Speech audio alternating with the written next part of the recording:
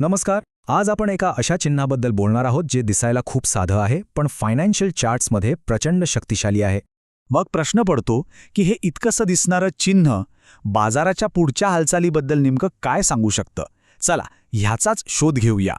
तर मग ही doji candle म्हणजे नक्की काय. बघा, ही एक अशी कॅन्डल आहे जिची बॉडी म्हणजे जो मधला भाग असतो ना, तो जवळजवळ नसतोच आणि तिच्या वर आणि खाली लांब रेषा असतात ज्यांना आपण विक्स किंवा शॅडो म्हणतो. याचा सरळ सोपा अर्थ असा आहे की ज्या किमतीवर बाजार उघडला जवळपास त्याच किमतीवर तो बंद झाला. आता ह्या स्तब्धतेचा अर्थ काय. म्हणजे त्या ठराविक वेळेत बाजारात एक प्रकारचं पूर्ण संतुलन होतं. ना खरेदीदार जिंकत होते ना विक्रेते. जणू काही सगळं थांबल्यासारखं. बाजाराला आपण एका लढाईच्या मैदानासारखं बघू शकतो. एका बाजूला आहेत बुल्स म्हणजे खरेदीदार ज्यांचं एकच ध्येय असतं, किंमत वर आणखी वर न्यायची. आणि त्यांच्या विरोधात उभे आहेत बेअर्स म्हणजे विक्रेते जे किमती खाली खेचण्याचा प्रयत्न करत असतात. आणि डोजी कॅन्डल म्हणजे काय. तर या लढाईतला तो क्षण जिथे दोन्ही बाजूंची ताकद अगदी सारखी ठरते आणि मॅच टाय होते. कोणीच कोणावर भारी पडू शकत नाही. बरं, मग या टाय मॅचचा अर्थ काय काढायचा.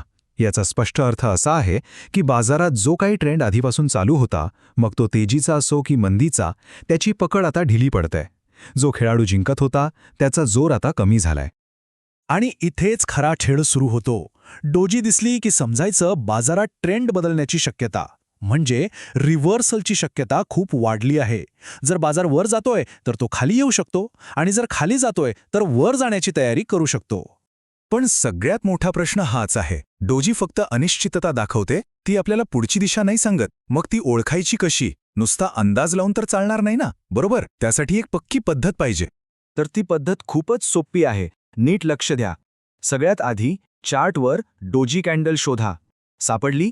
आता घाई करायची नाही, थांबायचं. पुढच्या 2-3 कॅन्डल्स कशा बनतात ते शांतपणे बघायचं. मग कन्फर्म करायचं किंमत डोजीच्या वरच्या टोकाच्या वर गेली की खालच्या टोकाच्या खाली. यावरून आपल्याला पुढचा संकेत मिळतो. चला हे एका उदाहरणानं पटकन समजून घेऊ. समजा बाजारात एक स्पष्ट अपट्रेंड आहे, म्हणजे किंमत सतत वरच वर जातेय. आणि मग अचानक त्या तेजीच्या अगदी टोकावर एक डोजी कॅन्डल दिसते. हा तोच क्षण आहे जिथे खरेदीदारांची म्हणजे बुल्सची ताकद संपली आणि बेअर्सने त्यांना अडवून धरलं. बाजारात एकदम शांतता, अनिश्चितता पसरली.